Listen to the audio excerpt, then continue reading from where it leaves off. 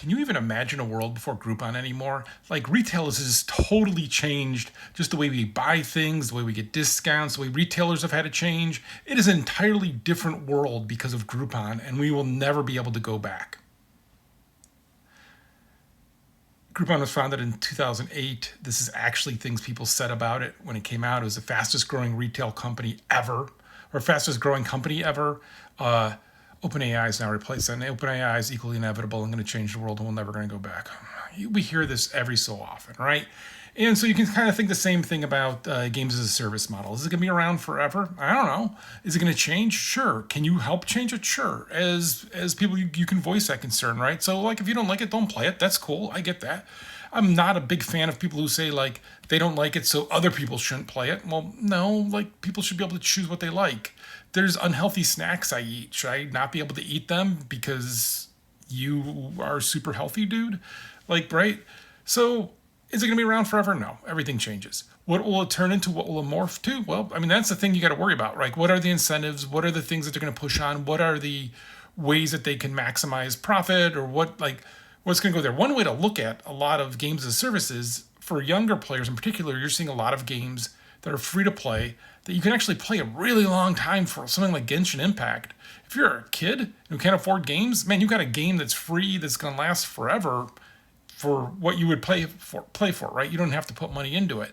And so you're seeing a lot of that. And so I have a hard time getting mad at that. I get, man, I had somebody the other day in a comment be like, well, you hate gamers because what about all of us who can't get to the internet or something? Like the number of people in the Western world who can't get to the internet to play games is very low. I feel for you, but let's be realistic here. Let's talk about the bulk of gamers, right?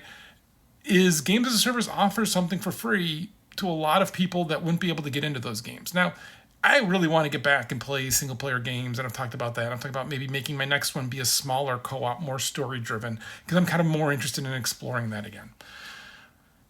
But what are people playing? What is it going to change to? It's going to change. It's not going to be this forever. I think we're in a growing pain now, as I was talking in the other video about, is we're really going in from having any physical release anymore to all digital. And what does that look like? And what is the impact? And how's that incentivize? And how do we, like, right, there's a whole bunch of things always influence that because it's always about all of that. It's just not the form that it comes in, but it's about where you're making your money long term. And like the big hits now are making so much money for so long. Will that free up some people to make investments and try other things in other ways? Because we've seen some single player hits. I mean, the Harry Potter game was a giant hit that made them a ton of money.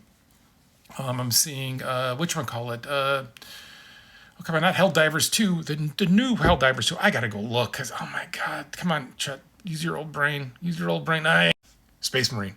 I knew that. I just wouldn't want to, the guys, I was listening to a podcast today where they're like, well, they could still make that and tack on where it's a games as a service. Like, no. Or they could just have that and be it, and they'll have add-ons that go with it, right? Like, so we're still seeing hits like that. So then it becomes a question of like, is it going to be this mix? Is it going to go more than one way than the other? And like, again, voice your opinion, voice what you want to see. But just remember, just because you feel that way doesn't mean other people shouldn't be able to play those games if they're getting enjoyment out of them. But yeah, the world will change.